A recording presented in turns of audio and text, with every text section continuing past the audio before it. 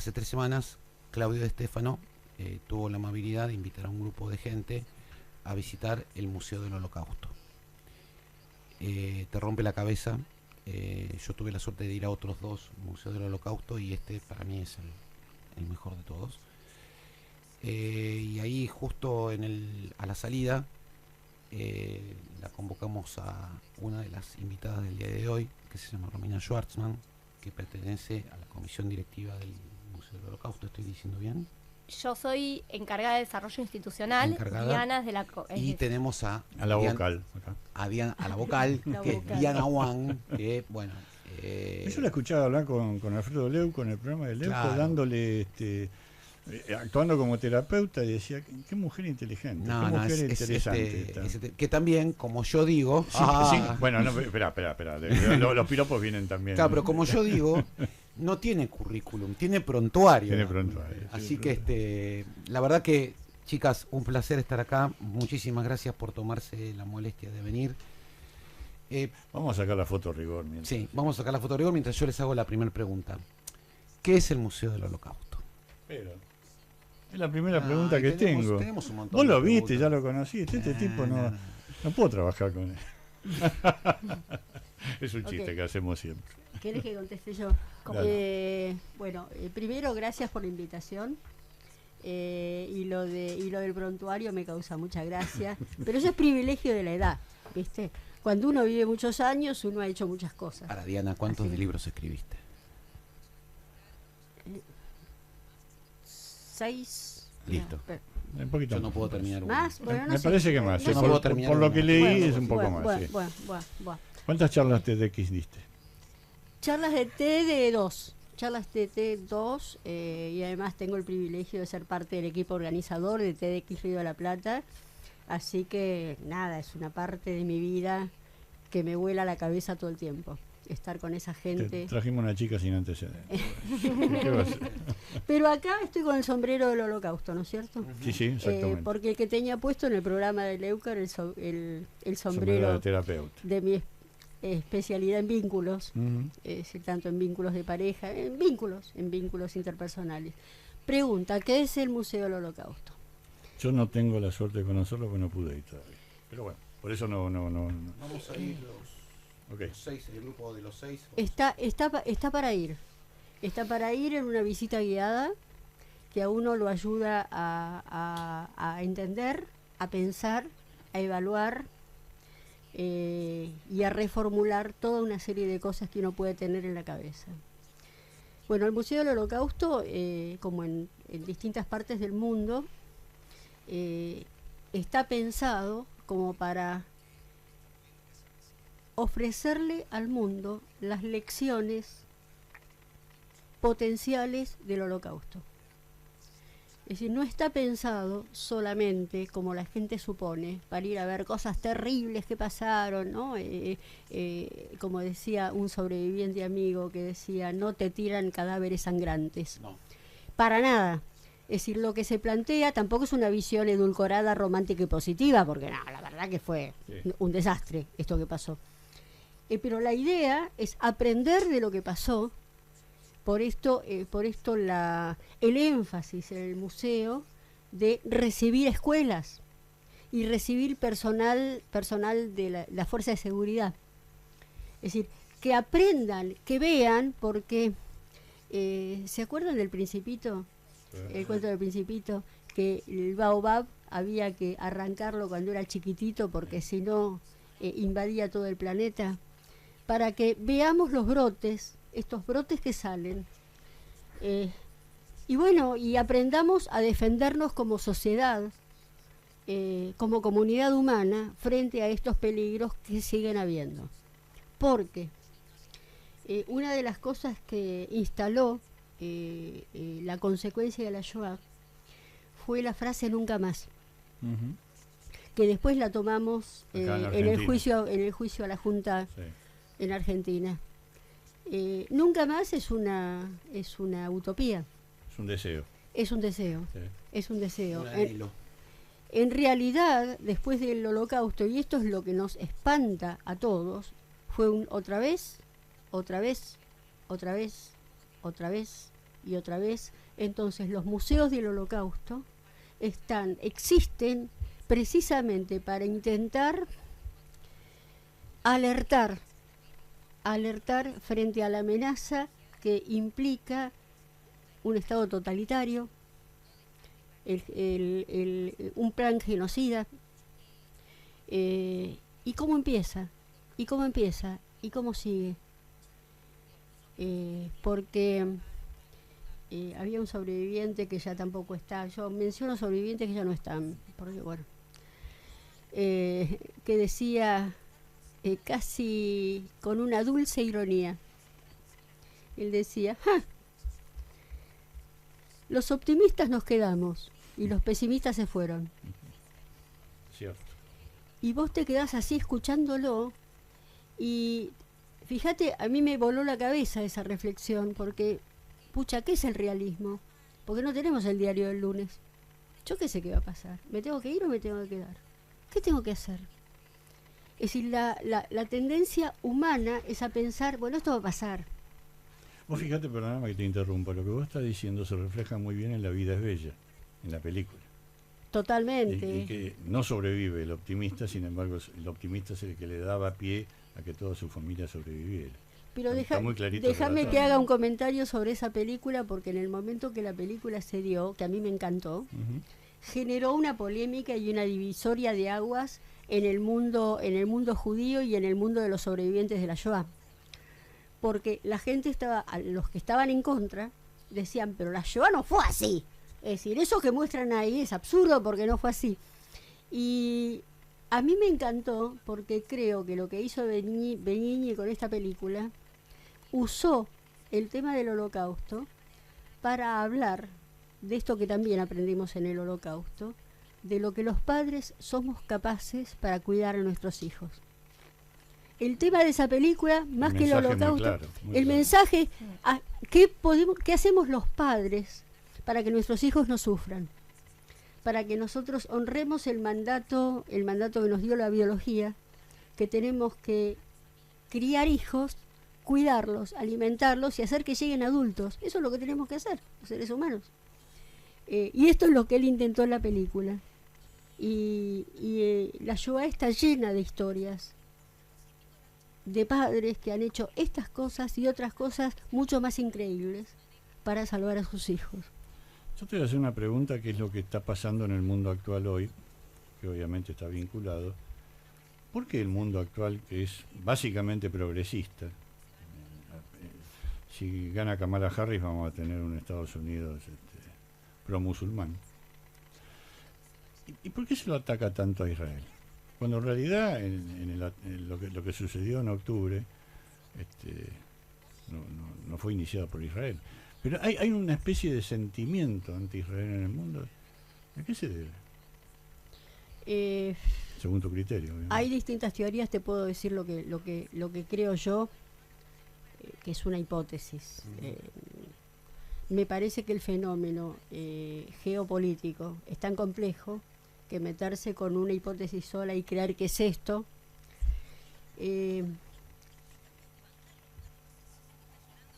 yo creo que hay dos elementos fundamentales. Uno, un elemento racional, y el otro es un aspecto emocional. El elemento racional pasa por lo siguiente, según lo que yo creo.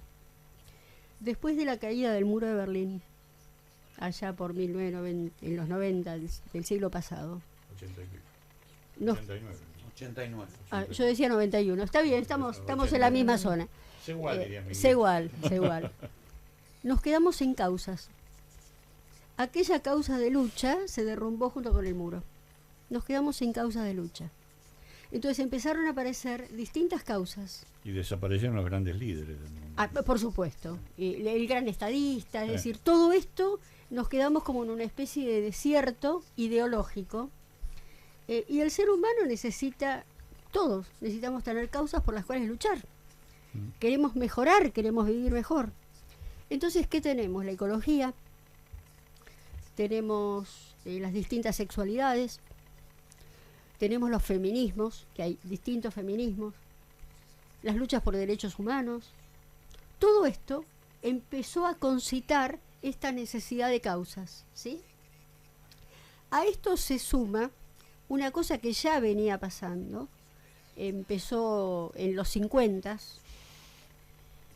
que son las teorías de la postcolonia, de la poscolonización de los europeos en África, básicamente. Entonces aparecieron todas las teorías postcolonialistas que terminaron, estamos hablando después de la caída del muro de Berlín, en donde había como una especie de oposición entre el blanco y el no blanco. ¿No se puede decir negro? No, porque no es negro. Negro, marrón, amarillo, rojo. Correcto. Es decir, todo lo que no es blanco, caucásico, lo que no es descendiente de europeo, yo lo digo así como blanco, no blanco, hombre, mujer. Hombre, mujer. Rico, pobre. Dominador, dominado. Perpetrador, víctima. Es decir, toda esta teoría se acerca a esta necesidad de causas por las cuales luchar. ¿Sí? Israel fue aplaudido mientras era víctima. Es decir, a los judíos nos quieren cuando nos matan. Cuando nosotros nos defendemos ya no nos quieren más. La posición internacional de Israel cambió en la Guerra de los 6 días. En esa guerra en donde venció a todos los países de alrededor de una manera velocísima en 6 días. Hasta ese momento, la Unión Soviética apoyaba a Israel. A partir de ese momento, además con una cuestión que tiene que ver con el precio del petróleo y todo esto, la Unión Soviética necesitaba conquistar las reservas petrolíferas. Se dio vuelta. A partir de la Guerra de los 6 días, Israel empezó a ser el país perpetrador, el que ganó, y entonces la Unión Soviética, era la Unión Soviética todavía, la Unión Soviética y todas las izquierdas empezaron a alejarse de Israel barra judíos, y acercarse a los árabes. Los palestinos todavía no existían, no se llamaban palestinos, eran los árabes.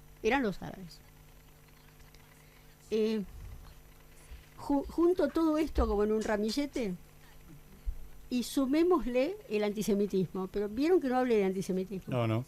Estaba hablando de ideología, estaba hablando de racional, y todos los movimientos en este momento que empezaron en el mundo académico,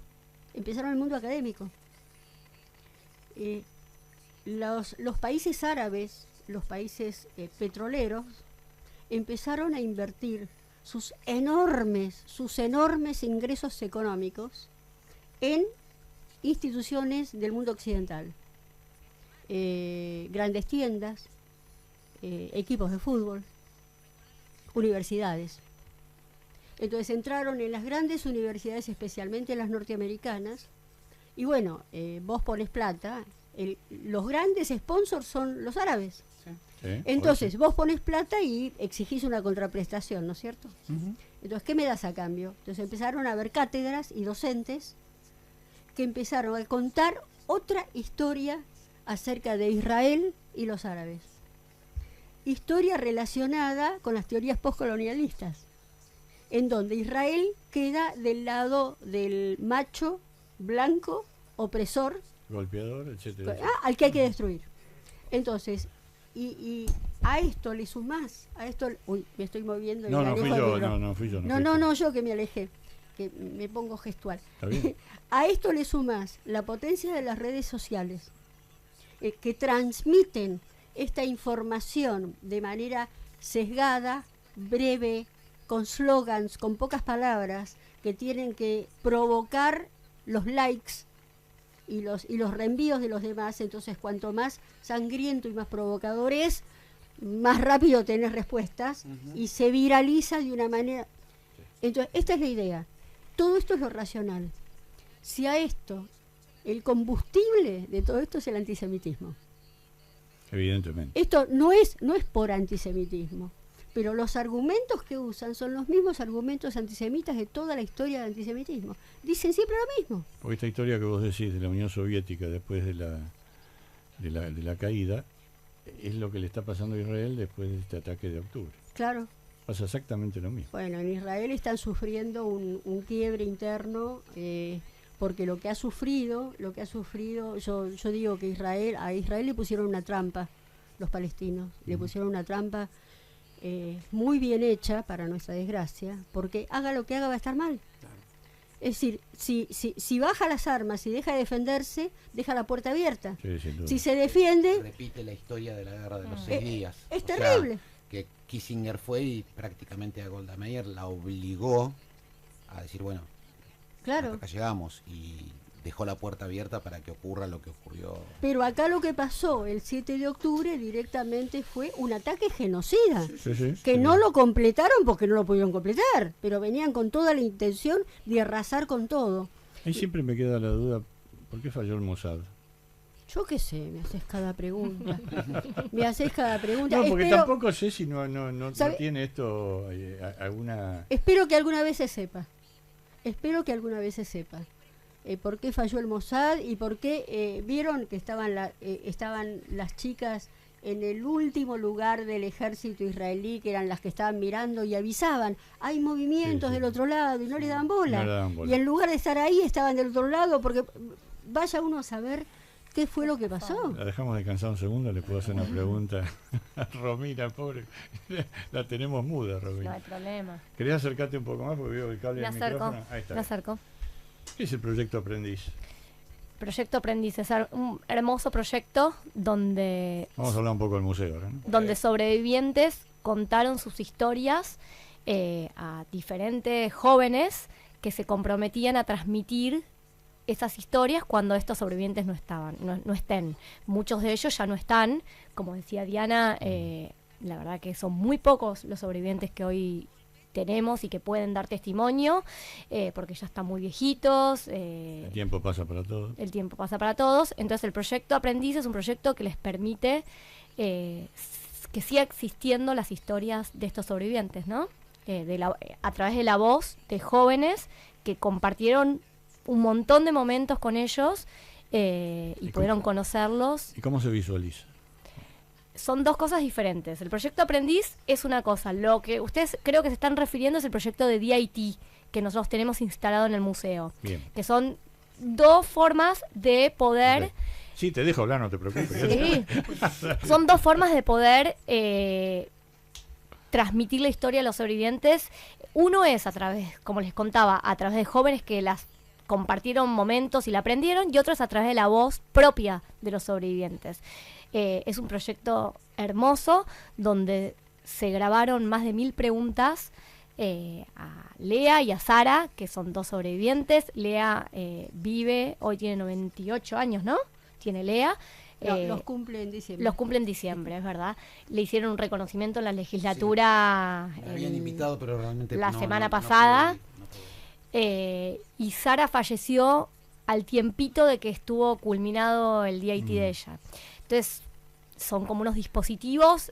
Estaría buenísimo que vengan todos al museo y que los puedan ver, porque lo que yo les pueda transmitir no es nada en comparación cuando lo ven y hablan, y es otra cosa. Vos le haces una pregunta a la señora de lo que quieras, y la señora sentada en un sillón te contesta. Es exactamente eso. Es un programa hecho con inteligencia artificial, como les decía, donde se grabaron más de 1000 preguntas. Y puede contestar desde cosas de su historia hasta cuál es su color favorito. Son tantas las preguntas y es impresionante, ¿no? Las palabras no alcanzan para que pueda transmitir lo que realmente es ese proyecto.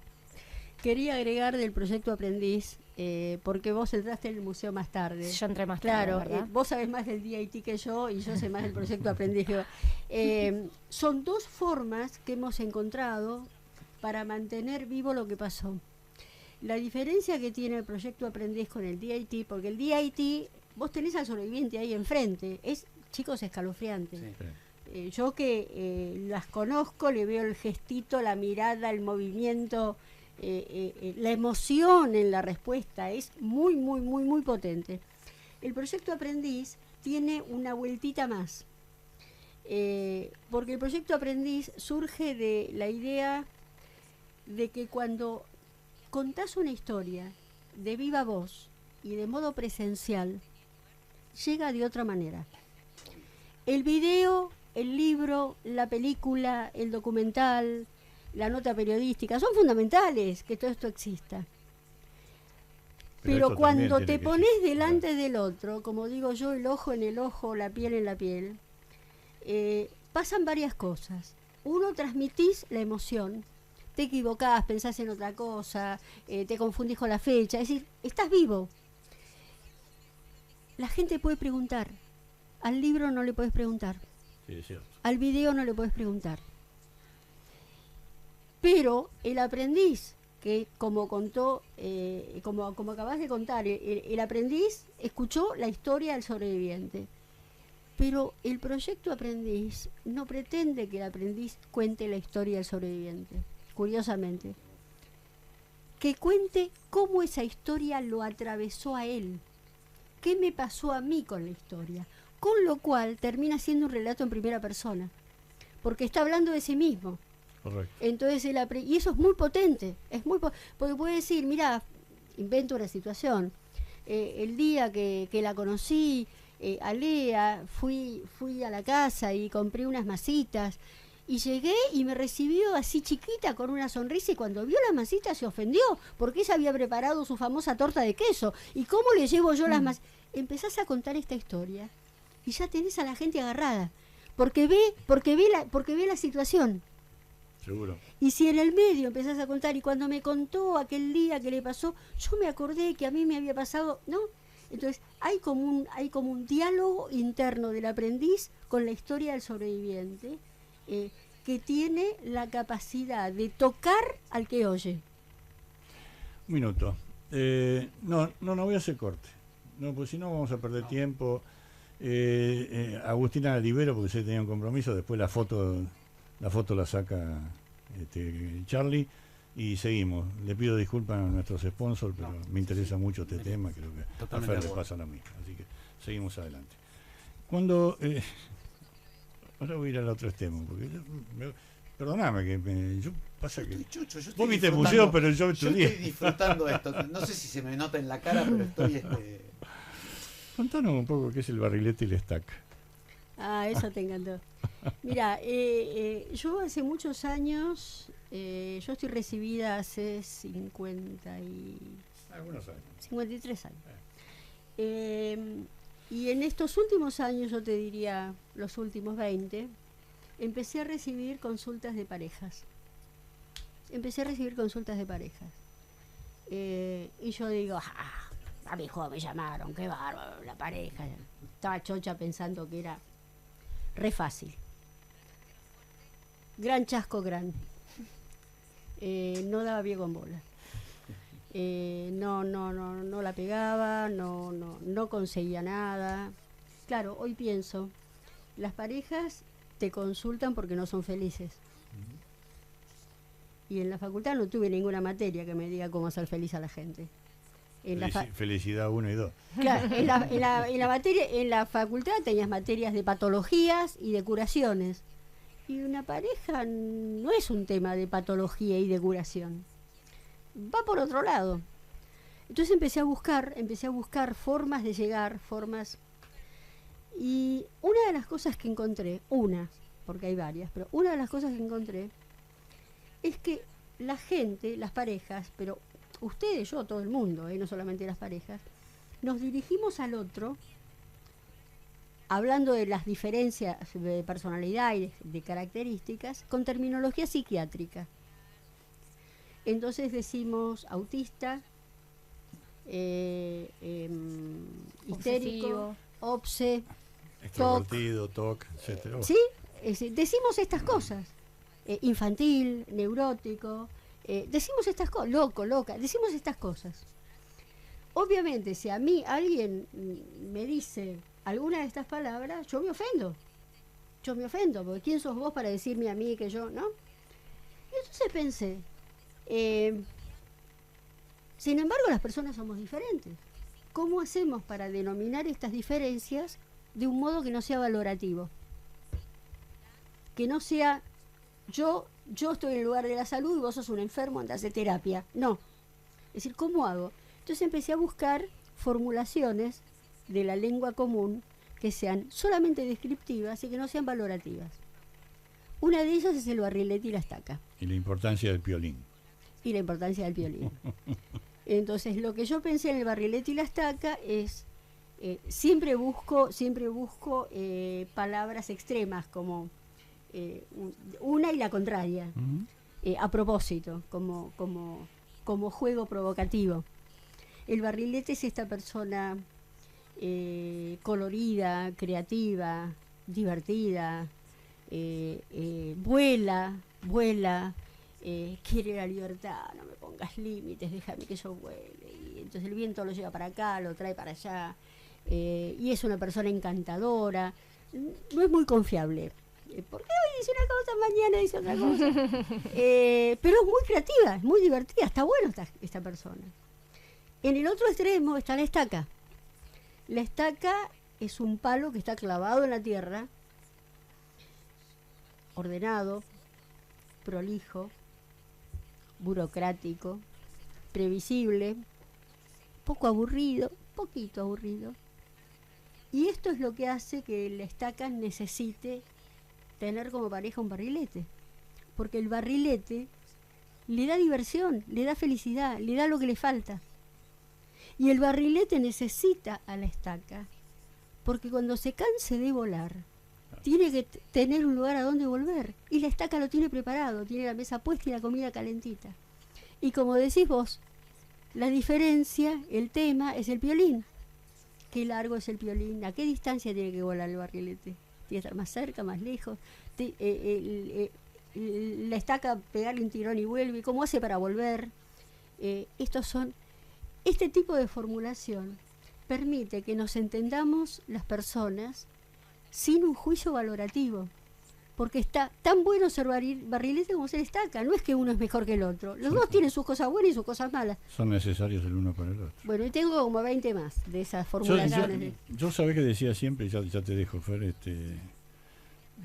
pensando en alguno de mis hijos y en alguno de mis amigos, hoy en alguno de mis nietos, que uno es un avión y el otro es el tren de aterrizaje. Uno no puede existir sin el otro. Entonces uno, me encantó. ¿Viste? Me encantó. Podés adaptarlo. Para usarlo. Me encantó, claro. Vamos a aprovechar el ratito que tenemos de Fer, que yo tengo unos temas también ahí. Romina, ¿cuál es la historia? Charlie, demos 2 horas más, sí, qué problema. Romina, ¿cuál es la historia del Museo del Holocausto en Buenos Aires? Bueno, el museo tiene 2 etapas. Este año vamos a cumplir 30 años, cumplimos 30 años, que era un museo que estaba ubicado en Montevideo. Yo creo que les conté cuando en vine. La calle Montevideo. En la calle Montevideo, En la calle Montevideo. sí, imagínense, si no. Viajar todos los días hasta ahí no estaría mal, ¿no? estaría mal. No, para nada, Está para muy nada. caro Uruguay, está muy caro. No sé ya. Sí. Hay un museo muy lindo en Montevideo. Sí, es verdad.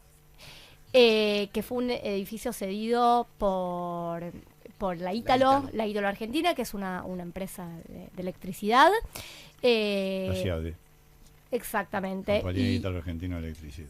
Y en el 2019, en el 2019 no, ¿cuándo asumió? 2 años antes. 2 años antes. En el 2017 asume la presidencia Marcelo Midlin con un grupo de gente que lo ayuda. Stop.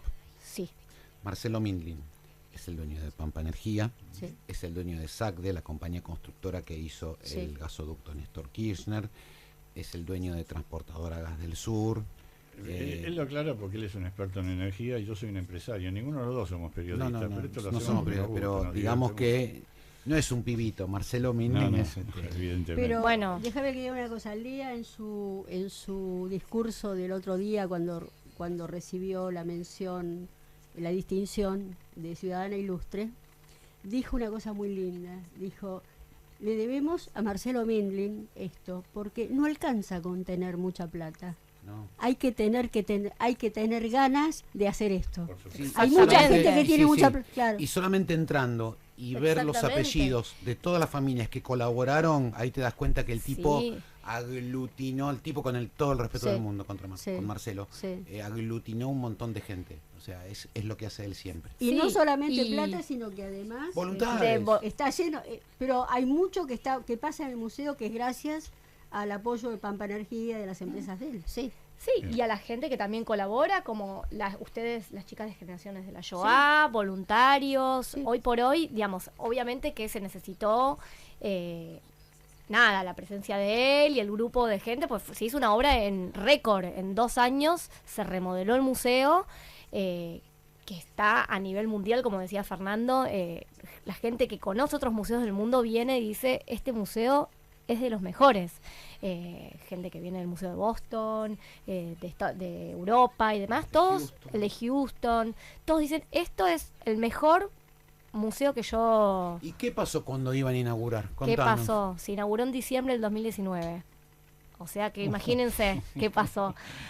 Pandemia. Es como yo que puse un bar en febrero del 2020. Bueno, ¿En serio que pusiste un bueno, fue lo mismo. Uh. Diciembre del 2019 se inauguró, hermoso, divino. Nuestro objetivo siempre fue trabajar con escuelas, como decía Diana al principio, de recibir escuelas de todo el país, jóvenes.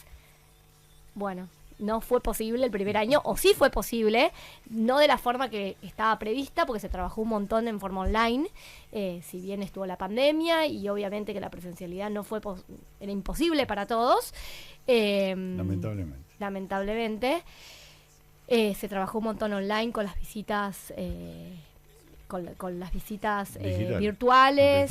Se capacitó a docentes también en forma virtual y demás, así que recién cuando se levantó las restricciones y demás, se pudo cumplir el sueño de todos los que planearon y planificaron esto, que es recibir cientos de grupos de visitas, que es lo que hoy hacemos todos los días. Si ustedes vienen cualquier día al museo a la mañana, a la tarde también, van a ver que hay escuelas, alumnos, está lleno, dedican lleno, un día lleno. especial a... Todos los días. todos los días. Todos los días. Bien. Todos los días hay escuelas. Y está Es cerrado nuestro- los sábados, ¿no? Está cerrado los sábados. Trabajamos también un montón con todo lo que es fuerzas de seguridad. Creemos que es fundamental trabajar en ese público con periodistas y influencers y todos los que son hoy por hoy difusores en los medios y funcionarios públicos. Son como nuestros 3 públicos fundamentales que venimos trabajando. Y tal como está pasando hoy lo que yo le decía, le preguntaba a Diana, ¿no tienen miedo? No digo un atentado, pero sí a gente que ya sabemos lo que son. A ver, miedo no, nosotros seguimos trabajando y creo que... Porque es un lugar complicado para ese tipo de cosas. Desde sí, ese punto por de suerte vista, ¿no? nunca tuvimos ningún incidente ni ninguna situación. Creemos que no nos tenemos que paralizar y al contrario, No, seguir por trabajando, que es nuestro objetivo. Y hoy más que nunca, ¿no? Concientizar y sobre los discursos de odio y trabajar en lo que siempre venimos trabajando desde que se creó el museo. Desde que se creó el mundo. Desde que se creó el mundo. Romina, ¿qué hay Sí. en el tercer piso del museo? ¿Qué hay en el tercer piso del museo? Está Eichmann. En el tercer piso. No, Sedacá. En el tercer piso estaba como plantado. Está la Fundación Sedacá, que le cedemos los... Tercero y cuarto. Tercero y cuarto le cedemos, le prestamos el espacio. Fundación Sedacá es una institución de ayuda social muy importante dentro de la comunidad judía. Diría que es una de las 3 más importantes. Está AMI, está Sedacá, está Jabad, donde tienen un montón de programas sociales y trabajan con la población más vulnerable de la comunidad judía. Está el programa de sobrevivientes, también la Fundación Sedacá, que es un programa donde brindan talleres y asistencia a los sobrevivientes, que es súper importante para ellos poder encontrarse en esos espacios. Hay un taller literario, creo que todos los días tienen talleres. Taller de inglés, Taller de computación. inglés, de computación. Pero esto que que decís de Tzedakah, de Jabad y de AMIA, una de las consecuencias del antisemitismo es creer que todos los judíos somos ricos. Y resulta que un mito, ¿no? tiene que ver con el antisemitismo. ¿No es verdad? Y Qué bárbaro. la pobreza judía está absolutamente invisibilizada. Y todas estas organizaciones trabajan con la gente que vive en carencias muy graves. Más de uno ni sabe, están Bueno. en villas pues no tienen donde vivir. Pasan los geriátricos, por ejemplo, en el caso de Eduardo. Bueno, Bordal, ¿no? las poblaciones, hay mucha Bueno, pero población. eso es un geriátrico. No, ¿viste? pero me refiero a que los que tienen más aportan para los que no tienen y pueden tener gente. Bueno, esto o el Hirsch también. Es una característica de la comunidad judía, la de dar a los que menos tienen. Pero lo que quería comentar es que en general está invisibilizado el tema de la pobreza judía. No se ve, está oculta, y esta es una consecuencia del antisemitismo. Qué bárbaro. Yo tengo 2 preguntas, puedo hacer. Son complicadas, la verdad. No es que sean malas, pero tienen un trasfondo importante y andamos medio...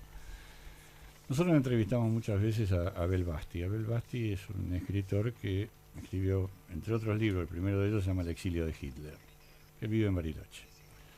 Y él, en el libro, explica, y tiene bastantes motivos para pensar que así pudo haber sido, que Hitler no se suicidó, sino que se Terminó suicidó, sus días en terminó sus días en Argentina. Argentina, alrededor del año 62-63, se escapó en submarino.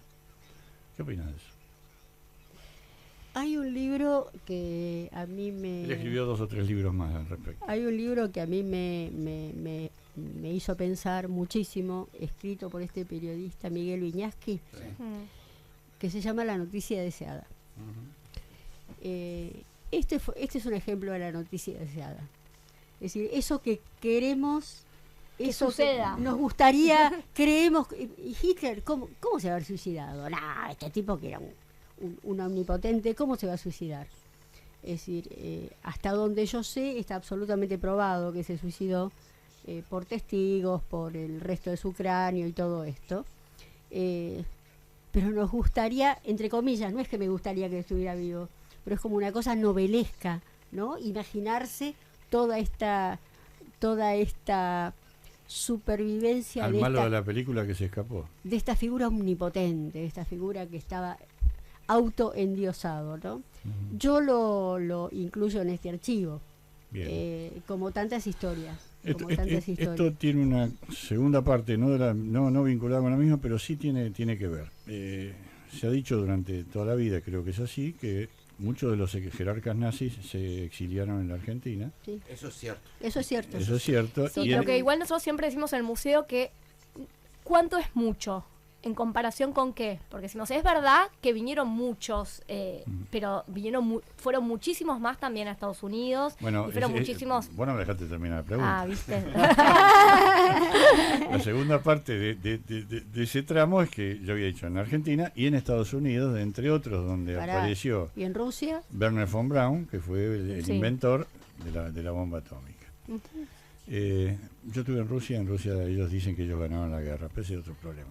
Pero ¿no genera un conflicto muy grande para uno que tiene a Estados Unidos como el adalid de la libertad, etcétera, etcétera? Argentina no hablemos, tenemos nuestros problemas. Que hayan llegado estos criminales asesinos a generar un conflicto serio, porque después crearon la bomba atómica y generaron... ¿Cómo se acepta eso? ¿Vos sabés que hubo un movimiento nazi en Estados Unidos durante la Segunda Guerra Mundial? Durante los primeros años 40. No. Bueno, hubo un movimiento nazi fogoneado por Goebbels y por toda la dirigencia alemana, que tenían como plan ocupar los organismos estatales, derrocar al gobierno constitucional e instalar el nazismo en Estados Unidos. Con gobernadores, con representantes de la iglesia, deseo de Trump, con fanáticos, y fueron juzgados en el año 48. Es un juicio muy muy grande. ¿Ustedes se dan cuenta que esto no se sabe? No se sabe. Que esto no se sabe. Entonces, cuando terminó la guerra, las grandes potencias se disputaban no solamente territorios, la geopolítica y toda esta historia, sino las grandes cabezas del nazismo. La Unión Soviética y Estados Unidos se llevaron a los científicos. Sí. A nosotros llegó lo peor, lo que quedaba, ¿viste? Quedó algún Acá, científico a en Brasil, ¿te acordás ese, el delirante este que lo convenció a Perón? ¿Cómo se llamaba? Pucha, estoy con la amnesia nominativa de esta edad. Sí, no me acuerdo el nombre. Era un... Mercante. No, un nazi que vino, que lo convenció a Perón de que iba a hacer la fisión nuclear, o no me acuerdo qué, y le dieron mucha plata. En la isla Huemul, Sí, exactamente. sí. No me acuerdo el nombre del tipo. Sí, pero acá llegaron los impresentables, y llegaron muchos. Sí, pero pasó lo mismo. No solamente de Alemania, llegaron de los Ustaya, los de Rumania, que eran terror esos tipos. Y de Italia, acuérdense de Pripke. Sí. Acuérdense de Pripke. Bueno, Pripke era alemán, pero bueno, había estado en Italia. Sí, y quedó la Argentina y Sudamérica, porque también llegaron a Brasil, a Chile, ¿no? Llegaron a distintos lugares y quedamos en el mundo como los que la bahía de salvación de los nazis, y los que llegaron a Estados Unidos y a la Unión Soviética, mamita. Y los que se quedaron en Alemania, y los que se quedaron en Austria, y que después que tuvieron cargos públicos y que tuvieron que dejarlos cuando se descubría su pasado nazi. Lo que pasa es que no se puede destruir a todos, no se puede anular a todos. Eran muchos. Acabamos de publicar en el museo el cuaderno de la Shoah, el 9º cuaderno de la Shoah, que es un trabajo que hacemos para la formación docente. En las escuelas tienen la obligación de hablar un día en el año sobre la Shoah, y los docentes... Un día en el año. Con que lo hagan bien, día. Mínimo. Lo tienen la obligación un día. Y los docentes que saben, 6 millones, Auschwitz, Hornos y Hitler, no saben más que eso. Es decir, ¿cómo transmitís a los chicos? Entonces nosotros tenemos esta colección de cuadernos de la Shoah con distintas temáticas. El último que hicimos se llama Indiferencia y Complicidad, en donde mostramos la complicidad de las grandes empresas, ustedes que vienen del mundo empresario. Una de las cosas que planteamos es que el dinero no tiene color ni olor. Entonces, ¿viste? Donde ¿no? Uno ve la lista de empresas alemanas, suizas, norteamericanas, francesas, que por un lado colaboraron económicamente con el nazismo y por otro lado se beneficiaron con el trabajo esclavo de los judíos, que los hacían trabajar y no les pagaban. Y todo esto, de esto no se hablaba. Entonces nosotros lo hemos exhibido ahí, porque esto es una cosa importante. Por ahí sigue pasando. Cuando digo que el dinero no tiene color y olor, el dinero de los petrodólares sponsoría a las universidades norteamericanas. Estamos en algo parecido. Y esto tiene que ver también un poco, perdón, hoy me hablé todo, te pido mil disculpas. Pobre Fer. Está Chocho sentado escuchando, te hace nervioso. Te hace trabajar a vos y está contento. Digo que esto tiene mucho que ver también con lo que dijo Elie Wiesel respecto a que todo testigo que comenta lo que sucedió a otro testigo lo transforma en testigo. Es verdad. Esa es la frase del proyecto Aprendiz. El que oye a un testigo se convierte en testigo. Y sí, esa es la ideología que tenemos en el museo, en el proyecto Aprendiz. El famoso boca a boca. Y sí, y además lo que te impacta es el tema del storytelling. Cuando vos contás una historia, el contenido de lo que contás queda impregnado en la persona. Si das datos solamente, números, te entra por una oreja y sale por la otra. Es decir, esto no queda. A mí me pasa con chicos que cada tanto me encuentro. Vos estuviste en la escuela y contaste de aquel sobreviviente, ¿se acuerda la historia que yo conté? De todo lo que dije, de los contextos históricos, eso no se acuerda, pero la historia que conté sí se acuerda. ¿Y por qué le pegó? Porque esto es lo que te llega. Que nos quedamos recortos con el tiempo. Sí, más vale, pobre. Romina, hay una parte del museo... 4 minutos, perdón, yo soy el time killer acá, así que... Yo estoy vendiendo el museo, como verás. Hay una parte del museo que creo que es al final de la recorrida, en donde te ponen en el medio de una sala enorme y empiezan a aparecer nombres. Contalo Bueno, vos. Es en la sala central, nosotros la llamamos, es la sala central donde hay un montón de nombres que van pasando proyectados y que van subiendo, y para dimensionar, lo usamos para dimensionar los 6 millones, ¿no? Hay una frase que dice que para volver a ver el mismo nombre tienen que pasar 2 años. Entonces es para dimensionar, o sea, lo que son los 6 millones. Viste un nombre, lo memorizaste.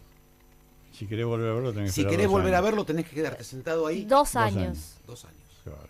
Para poder dimensionar, por los chicos a veces 6 millones, uno ya pierde la noción de qué es. Pero esperar a ver 2 años el mismo nombre da idea. A veces les decimos, ¿cuánto entra en una cancha de fútbol? ¿Cuántas personas entran? 80, 90 mil en la más grande. Bueno, imagínense, ¿cuántas canchas de fútbol hay que llenar para dimensionar el número de judíos muertos en el Holocausto, ¿no? Una locura. Yo, para hablar del número, les decía a los chicos, ¿alguno de ustedes viajó alguna vez a Miramar? Entonces levantaban la mano los que habían ido. ¿Y el viaje era largo? Sí, largo. ¿Y era aburrido? Sí, aburrido. Bueno, si haces una cola de chicos desde la puerta de tu casa hasta Miramar, uno al lado del otro, eso es 1,5 millones de chicos, y eso es lo que mataron en la Shoah. Es 8 horas o 6 horas de uno, otro. Y los chicos se quedan así porque ahí empiezan a dimensionar de qué número estamos hablando. Estamos hablando del 1,5 millones de chicos que mataron. ¿Cómo se puede negar todo eso? No, es... Bueno, hay intencionalidad, como hoy hablábamos con... Bueno, si se puede decir que la Tierra es plana, no se Sí, puede. sí, todo Por se favor, puede. chicos. Sí. Por último, si me permitís, rápido para Romina, vendenos el museo en... 2 minutos. 2 minutos. Bueno, para que la gente creo que no fue puedan venir. vaya, y para los que fuimos, Yo lo compré, así que dale. volvamos a ir. Creo que es un lugar donde todas las personas tienen que pasar. Es increíble, es un instrumento de aprendizaje. Vos preguntás qué es el museo. Es eso, es un instrumento de aprendizaje increíble, donde creo que todas las personas tienen que pasar y verlo. No puedo contar, no hay palabras para... yo no podía creer cuando empecé y hice mi primer visita, no podía creer, porque cómo está contada el relato del museo, digamos, hacer la visita con un guía y el relato, y ir viendo los diferentes, está todo muy pensado, y cada rincón está totalmente pensado para poder llegarle a la persona. Creo que invitarlos a todos, obviamente pueden venir en forma... No está cerrado a la comunidad judía, hay que No, decirlo. Sí, nuestro obviamente. público fundamental es Mm. las personas que no son miembros de la red judía. Justamente nosotros sabemos que dentro de los colegios judíos todo el mundo vio la Shoah, vio el Holocausto, entonces apuntamos a un público A no los que no lo judío, vimos. así que invitarlos a todos. Les puedo pasar la página web, se pueden comunicar con ustedes y pueden venir en forma gratuita al museo. No, cobren la entrada, porque de esa manera se Ay, suscita. ay, Es tiene simbólico. que vivir el museo, sí. Es simbólico, pero bueno, todos los que vengan del Mira, programa... lo que te cobran, es yo creí simbólico. haber visto lo que... 4.000 pesos. 4.000 pesos. Sí, sí. Es totalmente simbólico Un paquete porque de cigarrillos. apuntamos a esto, a que nadie quede afuera por una cuestión económica, y todos los grupos y todo lo que yo les contaba que venían, vienen en forma gratuita, todos estos alumnos. Me parece que la próxima vez página le vamos a web? tener que dar Página más web tiempo de eso. www.shoah.museo, museo Shoah SHOAH. Sí, No, si no sin la pones H en final. Sin Sin la H final. Pero Shoah. pones en Google Museo del Sí, Holocausto Buenos o en Aires y te Instagram. sale todo. O en Instagram, o se comunican con ustedes. Hoy es más fácil. Y quiero complementar lo que dice Romina también, que el museo, el antisemitismo no es un tema judío. No, Bien, coincido. Y el Museo del Holocausto tampoco es un tema judío. bien. Lo que pasó en el Holocausto, los judíos hemos sido víctimas de esto. No somos los responsables. Y los responsables son ciertos aspectos del mundo que todavía persisten, Sí, desgraciadamente. señor. Diana, Romina, ¿qué les voy a decir? Gracias. Infinitas gracias por estar acá Ok. con nosotros hoy, ha sido un placer. ¿Se animan a venir otro día? Y sí, no, escuchamos. ¿A Sí, seguir claro. charlando de esto y otras cosas? Me quedaron 72 preguntas en el medio, A mí Fernando. también. Ok. Charlie, dame... Espera, no me pongas la música, ya me está echando, Charlie. No. Bueno, programó. No puedo decir nada. Gracias, Charlie, nuestro operador. Gracias, Agustina. ¿La dejaron ahí? Qué grande. Ustedes no se vayan porque ahora vamos a sacar la foto. ¿Me das tu email? Sí, ya te paso todo. Y bueno, de vuelta, gracias por estar A con nosotros. Ha sido un placer Y un tenerlo. beso a Vivi Pérez. Y a Vivi está acá, Pérez, nos que vino está a ver. ahí. Tuvimos hoy una audiencia de Tuvimos una lujo. audiencia. Profesora, maestra, De etcétera. San Brendan. San Brendan. Tiene- Mira. Gran valor. Gracias a todos. Gracias a todos. ¿Qué fue esto? Polémica en el business. ¿Qué lo parió? Chau. Ya nos fuimos. Esto fue Polémica en el Business, el programa conducido por Fernando Meiter y Willy Nervi, que se emite por la AM 1420, Radio con Voz. Hasta el próximo lunes a las 18. El misterioso arte del blend assemblage o corte de variedades permite al maestro bodeguero Sabio